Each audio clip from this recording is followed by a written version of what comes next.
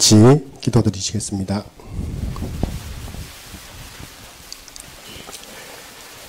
아버지 하나님, 저희에게 선한 것이 어디에 있으며 배반과 외면과 등돌림 외에 무엇이 있겠나이까? 하나님께서 저희의 목자 되어 주지 아니하시면 저희에게 무슨 희망과 소망이 있겠나이까? 목자의 인도하심은 언제나 선하오며 푸른 초장과 심이 있는 물가가 되나이다. 주의 소생시키시는 은혜가 단 한순간도 끊어지지 아니하기를 바라오되 이로 인해 주님의 인자하심을 확정하여 주옵소서. 이 땅의 모든 걸음이 주께 엎여 다니게 되기를 바라오되 기도로 이어져 있게 하여 주옵소서. 이로 인하여 여호와의 집에 영원히 있게 하시는 믿음을 허락하시사 평안케 하옵소서. 이 모든 것이 하나님과 화목됨 없이 어찌 이루어지리이까? 주님의 십자가 없이 어찌 화목됨이 있을 수 있으리이까? 저희의 회개함 없이 어찌 십자가가 유효하리며 하나님의 은혜 없이 어떻게 회개함이 있으리이까? 은혜를 주옵소서. 믿음을 주옵소서. 저희로 평강케 하옵소서. 이 땅의 모든 불안감, 걱정, 근심, 괴로움 감당할 힘이 없나이다. 이 모든 수고와 짐을 주께 던지나이다. 주님 안에서의 쉼을 부탁드립니다. 하나님이 친히 아버지 되신 의미, 친구라 하신 의미를 새겨주시사 같은 아버지 안에 있는 저희의 사귐이 어떠한지 깨우쳐 주옵소서. 사랑은 허다한 허물을 덮으니이다. 목사님과 저희 사역자들을 늘 기억하여 주셔서 가정이 평안케 하여 주옵시고 건강을 붙들어 주옵시고 마음을 강건케 하옵시고 성령으로 충만하게 하여 주옵소서. 이 아이들을 늘 지켜주셔서 하나님께 맡기고 시험을 주시는 하나님 안에서의 기쁨을 누리고 기도를 배우고 감사를 익혀가는 아이들로 자라게 하여 주옵소서. 주님, 저희가 죄인입니다. 그러나 긍휼과 인자와 자비는 하나님께 있고 오히려 죄가 넘치는 곳에 은혜를 더하시는 이가 하나님이시나이다. 저희와 교회와 이 나라를 버리지 마옵시고 불쌍히 여겨 주옵소서. 감사드리며 우리 주 예수 그리스도 이름으로 기도합니다. 아멘.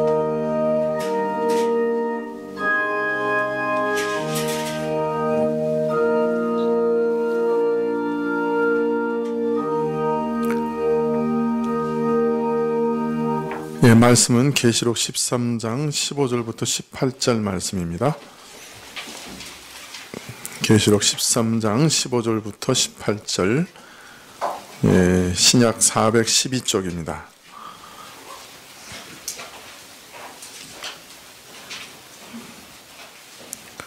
예, 계시록 13장 15절부터 함께 봉독하시죠. 교독하시죠. 저가 권세를 받아 그 짐승의 우상에게 생기를 주어 그 짐승의 우상으로 말하게 하고 또 짐승의 우상에게 경배하지 아니하는 자는 몇이든 다 죽이게 하더라.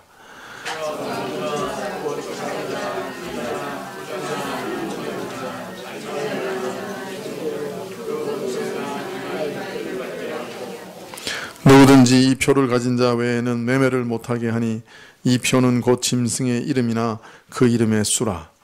지혜가 여기 있으니 총명 있는 자는 그 짐승의 수를 세어보라. 그 수는 사람의 수니 666이니라.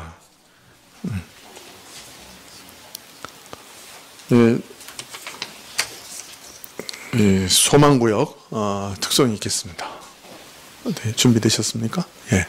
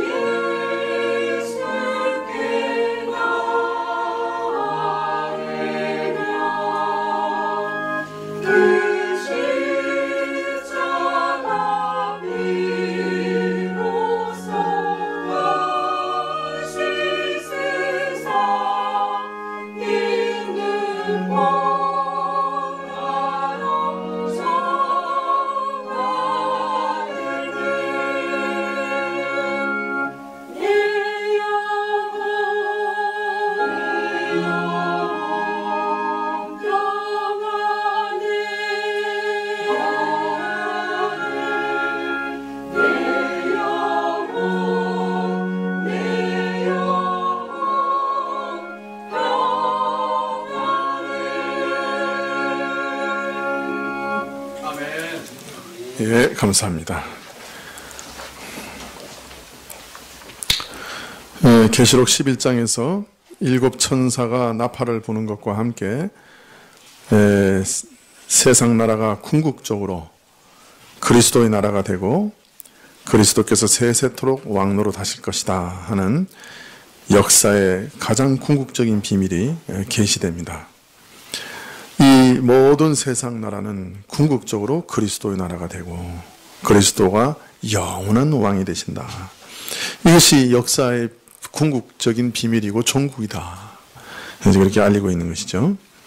근데 그 이후에 12장부터 13장에 이런 역사의 종국, 그 장래 역사의 비밀이 순탄하게 이루어지는 것이 아니다 하는 것을 또 알리고 있습니다. 분명 이 세상 나라는 그리스도의 나라가 되고 그리스도께서 세세토록 이제 영원히 왕노릇 하실 것이지만 이런 나라가 이 땅에 도래하기까지 이 땅의 역사는 결코 순탄하지 않을 것이다. 마귀의 세력과 더불어 하늘과 땅에서 벌어지는 무서운 전쟁이 끊임없이 벌어지게 될 것이다. 그래서 이러한 전쟁을 통해서만 그리스도의 나라가 이 땅에 이루어지는 그 목표가 이루어지게 될 것이다.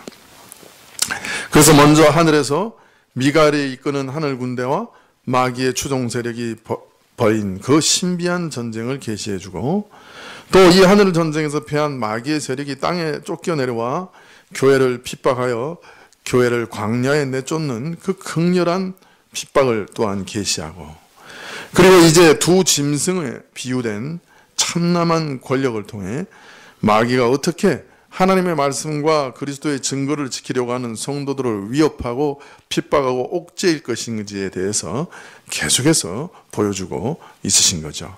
즉 하나님의 나라가 이 땅에 이루어지기까지 얼마나 무서운 전쟁이 계속 이어질 것인가 하는 것을 계시해주고 있다고 말할 수 있습니다. 우리는 지금 13장에서 둘째 짐승의 환상을 살펴보고 있는데요. 첫째 짐승에 이어서 등장한 이 두 번째 짐승은 모양은 어린 양같이 보이는데 마귀의 권세를 상징하는 두 뿔이 있고 용과 같이 말하였다. 그렇게 말하고 있습니다. 이 짐승은 먼저 나온 짐승의 모든 권세를 그 앞에서 행하고 사람들로 하여금 처음 짐승에 경배하게 만들었습니다. 둘째 짐승의 이러한 행위와 모습은 이 권력의 본질과 목적과 정신이 무엇이냐 하는 것을 분명히 드러내는 것이죠. 처음 짐승과 동일한 본질과 목적과 정신을 가지고 있고 모두가 다 마귀적이고 하나님을 대적하고 회방하는 그런 참남한 권력이다 하는 것을 드러내고 있는 것입니다. 또 두 번째 짐승은 참으로 대단한 능력도 행할 것인데 엘리야를 통하여 나타냈던 표적, 곧 하나님께서 자신이 살아계신 참 신임을 친히 드러내 보이신 그런 이적과 비슷한 능력을 나타내 보이므로 하늘로부터 불이 내려오게 하는 그런 일도 하여서 하나님만이 할 수 있는 이런 능력을 나타내 보이면서 이 짐승은 사람들로 하여금 첫째 짐승을 위하여 우상을 만들게 하라, 그렇게 할 것이다. 이처럼 처음 짐승을 위해 우상을 만들어 섬기게 하는 것은 자신의 본질과 목적과 정신이 참으로 처음 짐승과 동일한 것이요, 또 그 첫 짐승을 신격화해서 모든 사람들로 경배하게 만들므로 결국은 마귀를 섬기게 하는 것이 이 짐승의 목적이다 하는 것을 드러내 보이고 있습니다. 자, 오늘 말씀은 이 짐승이 가진 능력의 극한을 우리에게 보여주고 있는데요. 15절에 보면 저가 권세를 받아 그 짐승의 우상에게 생기를 주어 그 짐승의 우상으로 말하게 하고 또 짐승의 우상에게 경배하지 아니하는 자는 몇이든 다 죽이게 하더라. 우리말은 이 짐승에게 생기를 주었다, 이제 이렇게 번역하고 있습니다. 이것도 틀린 번역은 아닌데요. 원래는 이 생기라는 말은 영 또는 혼, 이런 말입니다. 그러니까 우상에게 뭘 줬다는 거예요? 영혼을 줬다, 영을 줬다는 거예요. 우리 영혼은 우리 사람에게 어떤 역할을 하는 거예요? 우리 몸으로 살아 움직이게 하는 능력이죠. 우리 영혼이 떠나면 죽는 거죠. 그런데 바로 영을 주었어요. 그래서 영이라는 것은 어떤 것을 살아 움직이게 하는 능력이니까 여기서 생기로 번역을 한 것이죠. 그러나 여기서 생기라는 말은 원래 말인 영으로라는 말보다는 좀 포괄적이지 않죠. 영이 더 포괄적인 뜻을 갖게 되죠. 이 짐승의 우상으로 하여금 살아 움직이게 하는 근본적인 동력을 이 짐승이 준 것이죠.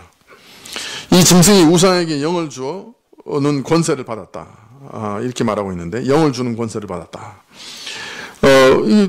사람들이 만든 그 무엇으로 하여금 살아 움직이는 존재가 되게 하는 그런 권세를 받았다, 그런 뜻이라고 하겠습니다. 자, 그런데 둘째 짐승이 짐승의 우상에게 생기를 주어 행하게 한 것은 무엇이었습니까? 오늘 말씀해 보니까, 예? 생기를 주어 행하게 한 게 뭐였어요? 우상에게 어떤 움직임을 줬어요? 네, 말하게 했다. 그렇죠. 일단 말하게 했다. 여러분, 이게 참 대단한 의미를 좀 가지고 있어요. 말한다 하는 것 자체가. 사실 구약 내내 하나님께서 그 거짓된 우상의 특징을 뭐라고 얘기합니까? 우상은 듣지도 못하고 말하지도 못한다. 그게 그 거짓된 우상의 특징이에요. 근데 오늘 이게 등장하는 둘째 짐승이 첫째 짐승의 우상을 만들고 거기다 생기를 불어넣어서 말하게 했다는 말은 뭘 뛰어넘은 거예요? 그 우상의 한계를 뛰어넘은 거예요. 원래 우상은 듣지도 못하고 말하지도 못하는 게 우상인데, 그 거짓 우상인데, 이놈의 우상은 말을 해. 그러니까 그 우상의 가장 핵심적인 특징을 뛰어넘는, 새로운 우상이에요. 상당히 뛰어난 우상을 만든 거란 말이에요. 네. 다른 말로 말하면 마치 창조주 하나님께서 진흙으로 빚은 사람의 코에 생기를 불어넣었을 그 사람이 살아 움직이고 생기가 된 것처럼 이 우상에게 생기, 그 영을 불어넣어서 살아 움직이게 한 거예요. 그러니까 이 말만 따지면은 그 창조주 하나님의 능력과 비견될 만한 그런 능력을 지금 발휘하고 있다. 아주 대단한 능력을 발휘하고 있다. 이 영의 이 짐승의 권세가 이렇게 대단한 것이라. 본래는 거짓 우상에 불과하지만 짐승으로부터 영을 받아 살아 움직이며 역사하게 된 그 우상이 말을 하는 것이에요. 살아 움직이며 역사하는 그 힘을 말하는 형태로 발휘하는 것이. 자, 그런데 여기서 많은 분들이 이 말씀을 갑자기 그 지금까지의 그 계시록의 그 흐름과 관계없이 문자 그대로 이해하는 분들이 꽤 있어요. 어떤 신상을 그 우상을 만들었는데 이 우상이 갑자기 살아 움직이면서 사람처럼 어떤 음성으로 말을 하는 이런 희한한 이적을 앞으로 적그리스도가 행할 것이다. 이렇게 이해하는 거예요. 왜 그런지 모르는데 많은 사람들이 앞부분은 다 상징으로 얘기하다가 이 부분에 와서는 갑자기 그냥 문자 그대로 해석을 하는 거예요. 그래서 앞으로 그 사단의 권력이 아주 희한한 이적을 행하는데 생명이 없는 우상을 만들었는데 갑자기 그 우상이 말을 하게 된다. 이렇게 해석하는 거죠. 그러나 우리가 지금까지 계시록을 쭉 해석할 때 모든 것들을 다 뭐로 해석했어요? 상징으로 해석했죠. 그죠? 그렇다면 이것도 상징으로 해석해야 될 텐데. 그렇기 때문에 이것이 그냥 뭐 우상이 갑자기 살아서 말한다 이런 단순한 뜻이 아닐 거예요. 요즘은 그래서 사람들이 뭐 인공지능으로 만든 로봇가 갑자기 말을 시작했다. 뭐 이렇게 뭐 해석하는 뭐 그런 사람도 있어요. 그런 말은 아니죠. 그런 걸 얘기하는 건 아닐 겁니다. 자, 그렇다면 이 우상이 말을 한다는 걸 어떻게 이해할 것이냐?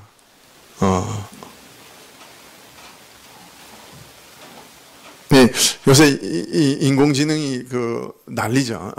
중국에서 인공지능 말했는데 그 어떤 사람이 인공지능한테 질문했어요. 공산당은 어떠냐? 인공지능이 대답을 했어요. 나쁘다. 공산당이 발칵 뒤집어졌어요.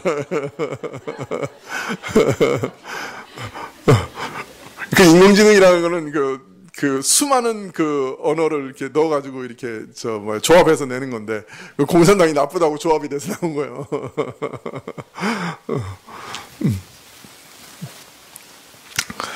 자, 그럼 우리가 이 우상이 말을 한다는 것을 어떻게 이해해야 할 거냐? 근데 우리는 항상 그 문맥을 따라 읽어야 되잖아요. 그죠? 그 우상이 말을 하고 그 다음에 뭐가 나와요? 문맥을 따라 읽으면 우상에게 경배하지 않는 자는 누구든지 다 죽인다. 이렇게 나온단 말이에요. 그냥 말하는 것과 우상에게 경배하지 않는 사람을 다 죽이는 것, 이것이 연결되어 있는 거예요. 그렇다면 이 말하는 것은 어떤 의미가 되겠어요? 그냥 우상이 그 사람의 음성으로 무슨 말을 하는 것, 아무 말을 하는 것, 그걸 말하는 게 아니겠죠. 말을 하고 경배하고 경배하지 않으면 다 죽였다. 그 말은 뭘 의미하는 거예요? 이 말이라고 하는 게 명령이라는 말이죠. 누가 지금 명령이라고 얘기한 거예요? 신학교에 보내야 돼.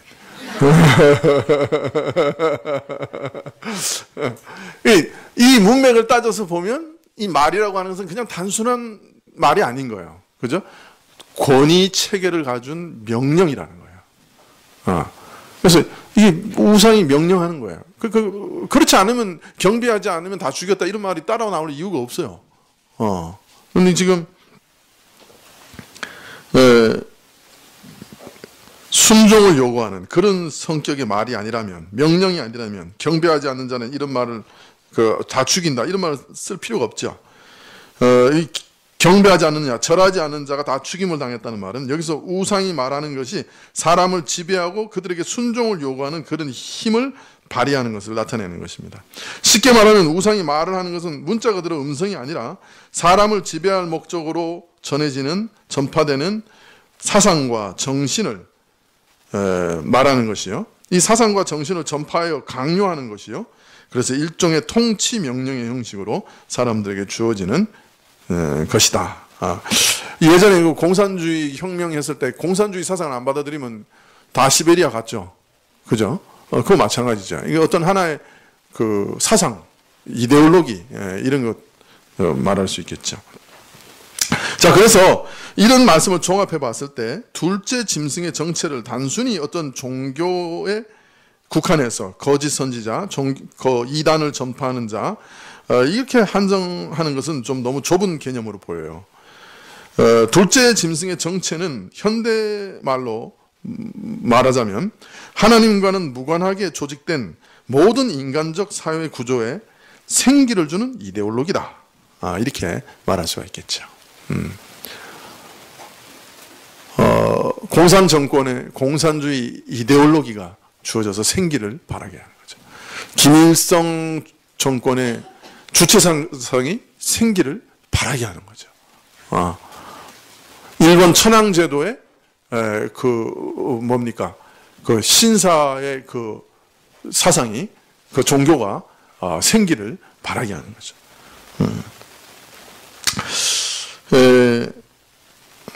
그것이 종교적이건 철학적이건 정치적이건 문화적이건 과학적인 간에 이 짐승의 역사와 짐승이 만든 우상이 말하는 모든 역사는 일종의 메시지를 암시합니다. 왜냐하면 어린 양처럼 생겼는데 용처럼 말한다. 이 짐승 자체가 이게 메시지예요.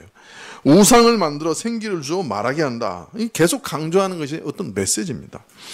물론 계시록 19장 20절에서 둘째 짐승에 대해서 거짓 선지자라는 칭호를 붙이고 있기 때문에 그것이 모든 거짓 종교와 이단에 대한 경고를 포함하고 있다 하는 것은 분명한 사실입니다. 그러나 단순한 거짓 종교만 얘기하는 것이 아니라 하나님을 회봉하고 대적하는 이 사회의 모든 이데올로기, 사상에 적용할 수 있는 경고가 이 짐승 안에서 발견되고 있는 것입니다. 그러므로 이 짐승은 이 땅의 모든 종교와 거짓 이데올로기, 거짓 사상과 이론을 상징하는 것이라고 말할 수 있겠지요. 현대 모든 문화는 사실은 과학 철학에 의해서 생기를 얻습니다. 그 과학 철학의 또 가장 핵심은 뭡니까? 진화론이죠. 그래서 현대의 모든 것은 진화론의 영향을 받고 문화가 형성되고 과학이 이끌어지고 교육 제도가 그 정신에 의해서 만들어지고 다 그런 거예요, 지금. 아주 그 무서운 그 과학 철학이 생기를 주고 있는 겁니다.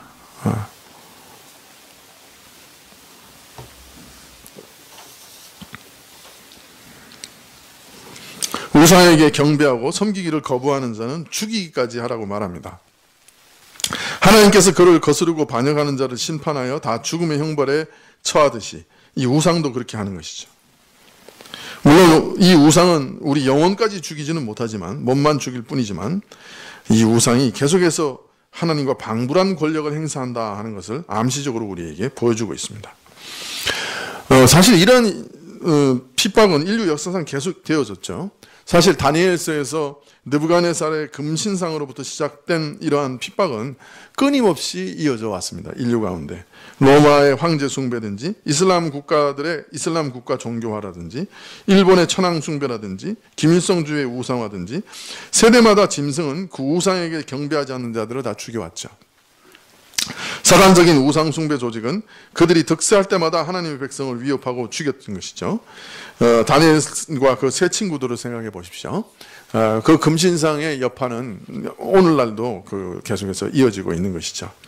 실제로 짐승은 수많은 하나님의 종들을 이런 방식으로 죽였고 매 세대마다 이것은 반복되어 왔으며 그럴 때마다 또 옛날 죽은 것처럼 보였던 첫 짐승의 우상은 살아서 기승을 부릅니다. 오늘도 다니엘서에 나타났던 금신상이 없어진 건 아니죠. 이것이 얼마나 무서운 핍박인가. 일제시대 때 신사참배 시에 한국교회 목사들이 대부분이 이게 신사참배 찬동을 했어요. 총회에서 결의했어요. 신사참배하자고. 근데 더 무서운 것은 일제시대가 끝난 다음에 총회가 열려서 그 회개하자 그랬는데 그때 회개했으면 참 좋을 뻔했죠. 근데 뭐라고 얘기했냐면 처녀가 강간을 당했는데 회개할 필요가 뭐 있냐. 우리가 일제시대에 일제 그 제국주의에 위협을 받아서 그냥 신사참배한 것 뿐인데 회개할 게 뭐 있냐. 그러고 넘어갔어요. 그리고 6.25가 일어났어요.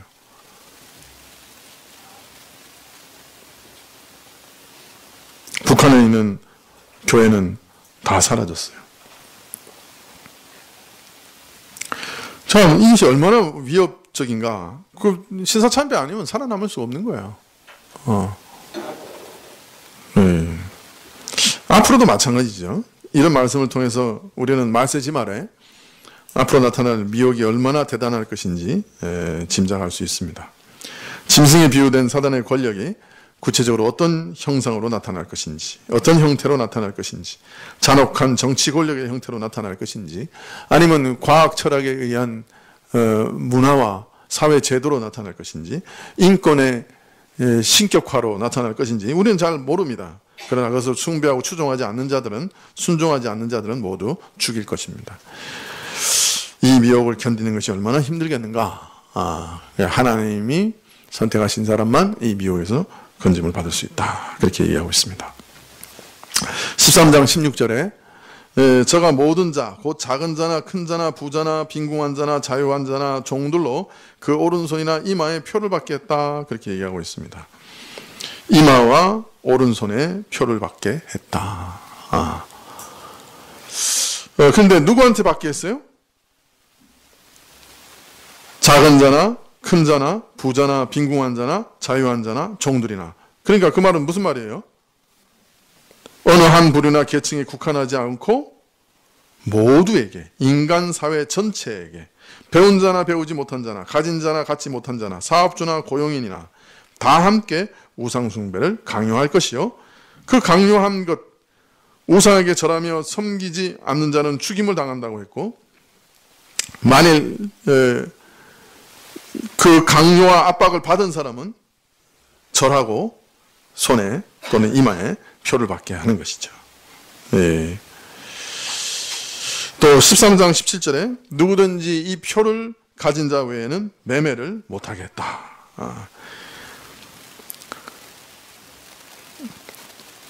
사단의 권력이 구체적으로 형상화된 우상에게 절하지 아니할 경우, 달리 말하면 그가 사단의 권력에 절하며 섬김으로써 자신이 사단에게 속하였다는 확실한 표를 보이지 않을 경우 매매를 못하게 할 것이다. 그렇게 말하고 있습니다. 어때요? 매매를 못하게 되면 어떻게 돼요? 어떻게 돼요?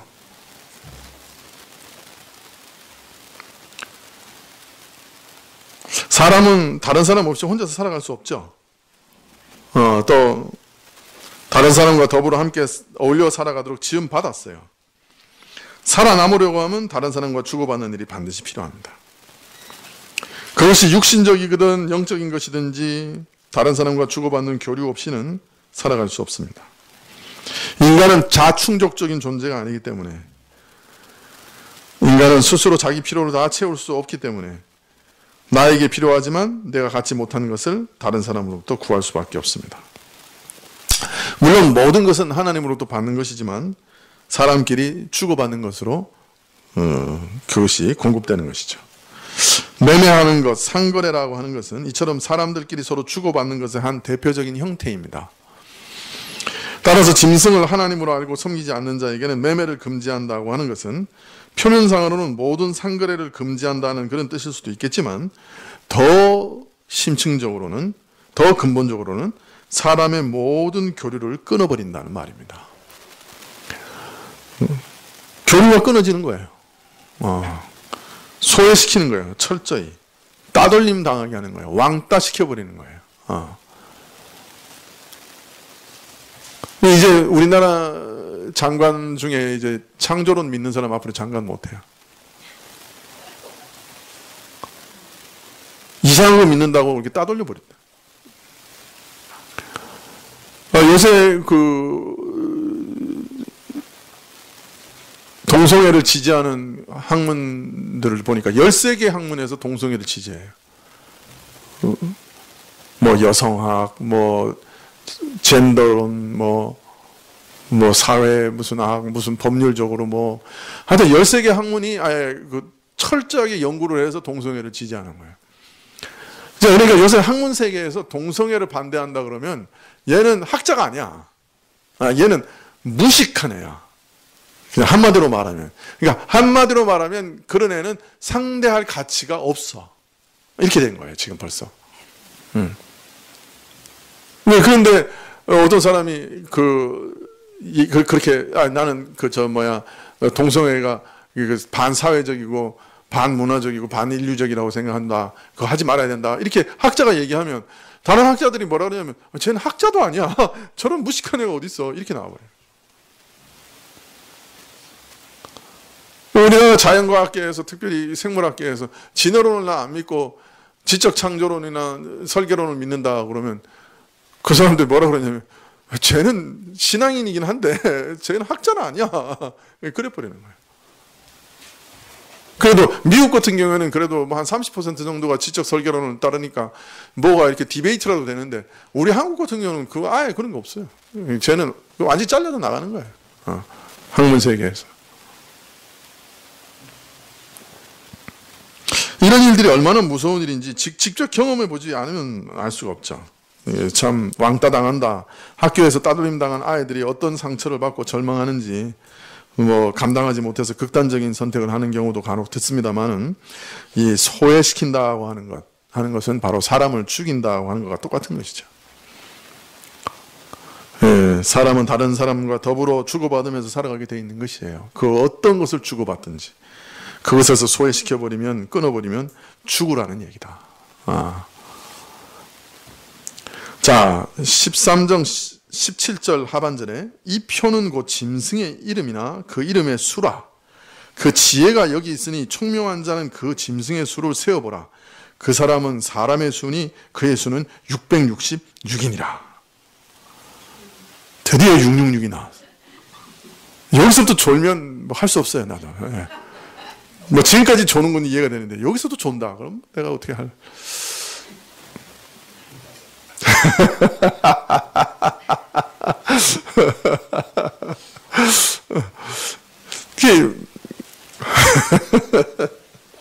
그래도 줘라.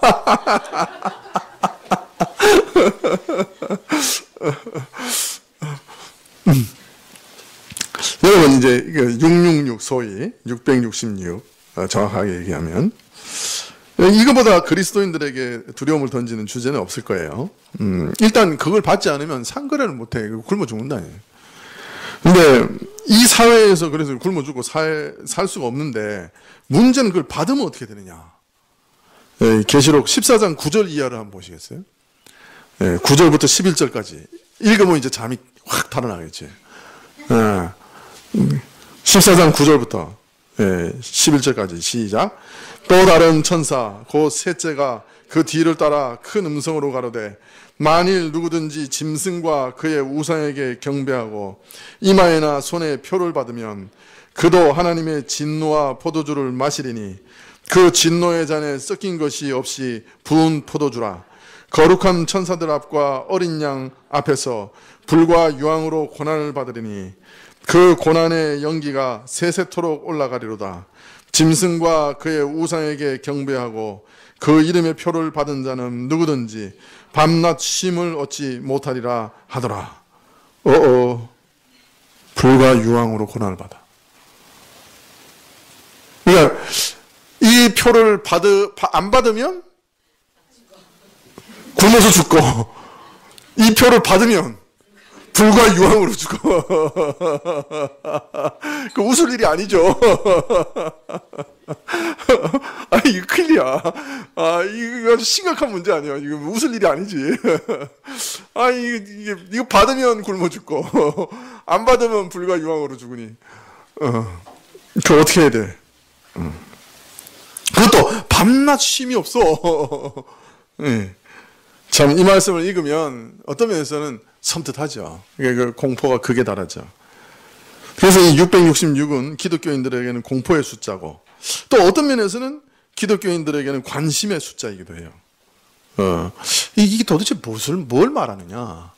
이거 아주 관심이 가죠. 자, 그런데 총명한 자는 그 짐승의 수를 세어보라. 이렇게 얘기해요. 지혜가 여기 있으니 총명한 자는 그 짐승의 수를 세어보라. 그러니까 이거 쉽사리 알 수 있다는 거예요? 없다는 거예요? 여기 지혜 있는 자는 알 수 있는 거예요. 이게 더 큰 문제야. 이게 쉽사리 알 수 있는 게 아니야. 아주 지혜로운 자만. 이거 계시록, 다니엘서 마지막에 지혜 있는 자는, 그죠? 지혜 있는 자는 그 알겠다. 뭐 이렇게 얘기하는 거하고 같은 말이란 말이에요. 이게 상당히 참 난해한, 지혜 있는 자가만 알 수 있는, 하늘의 지혜를 받은 사람은 알 수 있는 거란 말이죠. 근데 문제는 제가 하늘의 지혜를 못 받았어요.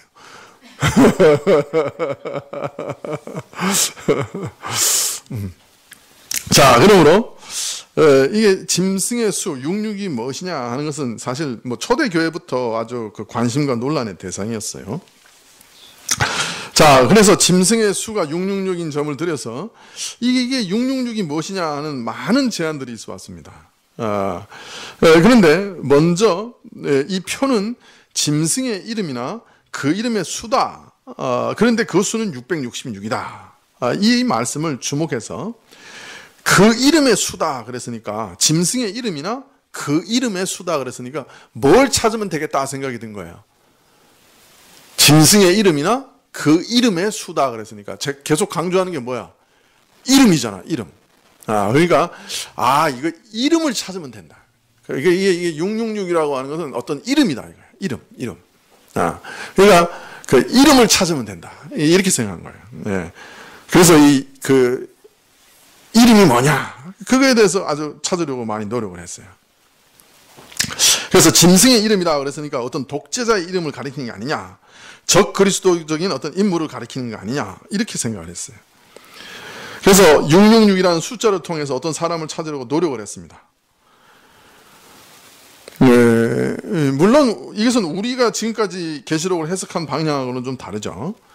우리는 지금까지 계시록 13장을 해석하면서 짐승을 어떤 특별한 시대에 등장하는 특정한 인물로 보지 않고 예수님의 초림부터 재림까지 역사하는 존재로 이해하고 있습니다. 그것이 어떤 제국이라도 마찬가지죠. 그 전체 제국을 다 말하는 것으로 이해하고 있죠. 그러나 이 짐승의 이름에 주목하는 분들은 짐승의 표를 특정 시대에 등장하는 특정 인물의 이름으로 생각하고 666을 통해 특정한 사람을 찾으려고 노력했어요. 어떤 사람, 어떤 인물의 이름이라고 생각한 거죠. 이분들이 주로 사용하는 방식이 게마트리아라고 하는 방식인데요. 게마트리아라는 방식은 알파벳에 숫자의 가치를 부여해서 그 숫자에서 역으로 낱말을 찾아 의미를 밝히는 방식을 말합니다.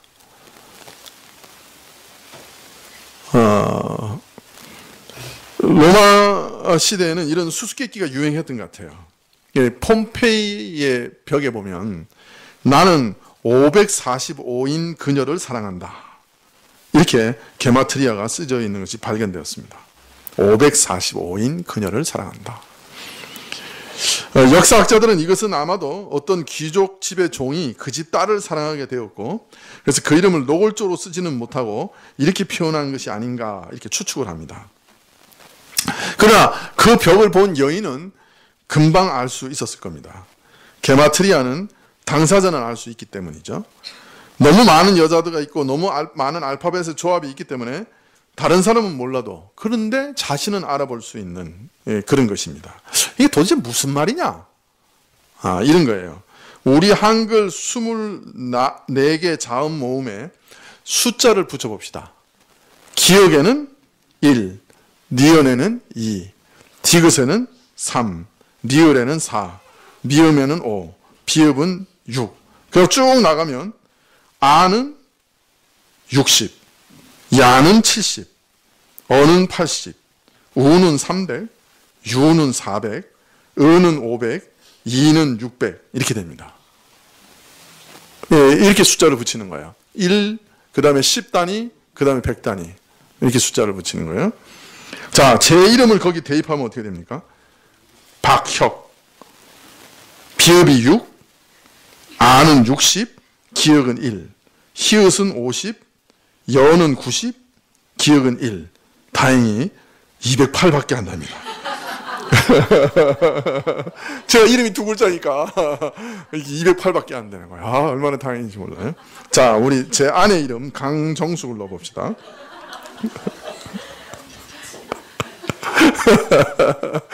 기역이 1, 아는 60, 이응은 8, 지읒은 9, 어는 80, 이응은 8, 시옷 7, 우 300, 기역 1, 474.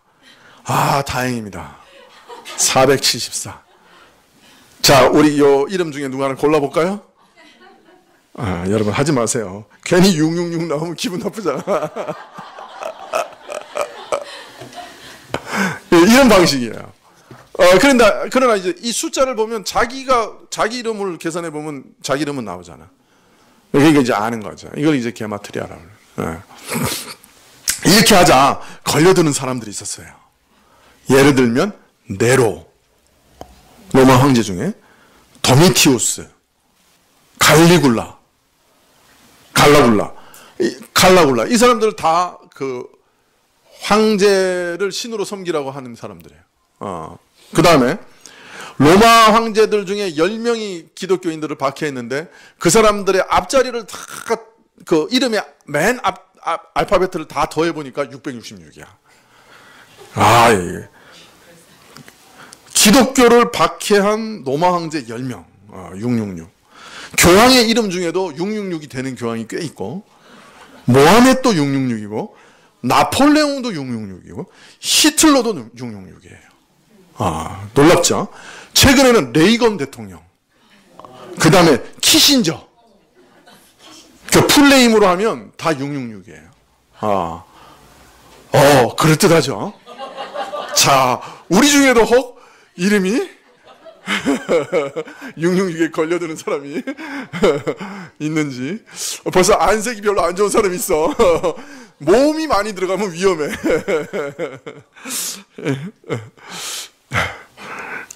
이제 이 중에 가장 많은 주석가들의 지지를 얻는 인물이 네로입니다. 근데 문제는 네로 시저라고 하는 라틴어 이름으로 하면 666이 안 돼요. 616이에요. 로마 사람이니까 원래 라틴어로 하는 게 맞는데, 우선인데. 헬라어로 하면 네로 시저는 1005가 됩니다. 근데 네로 시저를 히브리어로 하면 비로소 666이 됩니다. 근데 히브리어로 할 때도 자음 하나를 빼야 돼요. 요드라고 하는 제일 작은 자음 하나를 빼야 돼요. 그래서 성경 사본들 중에는 라틴어를 쫓아서 616으로 아예 변경해 놓은 사본이 셋이나 있어요. 이것은 네로를 의식해서 성경 원문을 아예 변주한 거죠. 히브리어로 그것도 알파벳 하나를 빼어 666이 되기 때문에 아예 라틴어를 의식해서 616으로 바꿔놓은 거죠. 물론 히브리어는 이게 축약형으로 쓸 수 있어요. 근데 문제는 헬라어로 이 서신을 읽는 사람들이 히브리어 음력을 숫자로 환산한 것을 생각할 수 있었을까? 이런 문제를 생각했기 때문에 성경 원문 변경을 한 것이에요. 그러나 우리는 이런 걸 결코 받아들일 수 없죠. 당시 네로가 그러나 둘째 짐승이다라고 하는 생각이, 그 짐승이라고 하는 생각이 널리 지지를 받았다 하는 것을 어떤 면에서 반증하는 사본의 변형이다라고 할 수 있습니다. 자, 그러나 문제는 네로가 황제 숭배를 허용했다 할지 몰라도, 그래서 자신의 우상을 만들었는지 몰라도 하늘에서 불이 내려오게 할 정도, 즉 하나님만이 하실 수 있는 이적을 행사했느냐? 또 그런 증거는 없어요. 역사에. 우상에게 생기를 주어 말하게 할 만한 것과 비교할 만한 어떤 행사를 했다는 증거가 있느냐? 그것도 좀 찾기가 어려운 것 같아요.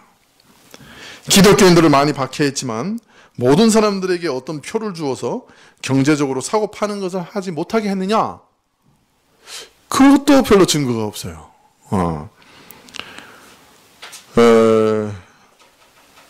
물론 우리가 지금까지 계시록의 두 짐승을 해석한 해석의 방향과도 일치하지 않죠. 자, 그러면 666이라는 건 도대체 뭘까요? 666을 어떻게 해석해야 될까요?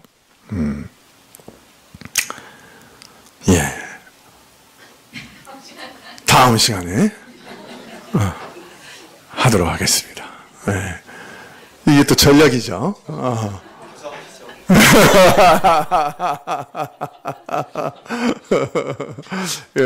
다음 시간에는 요새 유행하는 해석들, 베리칩이라고 하는 해석들, 그런 해석들과 함께 666을 그럼 도대체 어떻게 해석해야 되는 것이 좋은가 하는 것에 대해서 말씀을 드리겠습니다.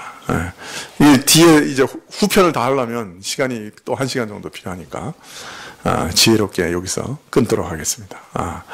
다음 주에는 다 오시겠죠? 오후 시간에. 네. 기도하시죠.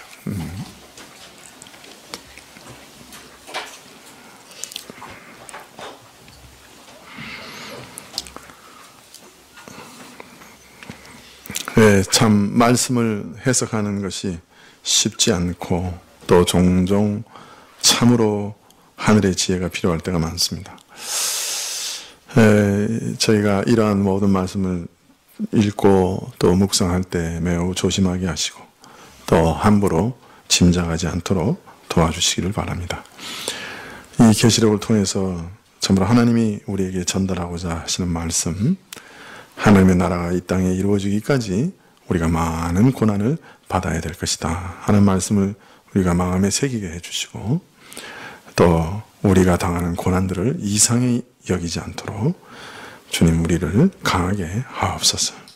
또 도처에서 짐승들의 괴계가 우리를 옥죄하고 있는 시대이니 주님 그것을 잘 분별하여 우리 영혼을 참으로 팥죽 한 그릇에 팔아넘기는 어리석은 자들이 되지 않도록 우리를 지켜 주시옵소서. 주님께 모든 것을 의탁드리고 예수님의 이름으로 기도합나이다. 아멘. 네.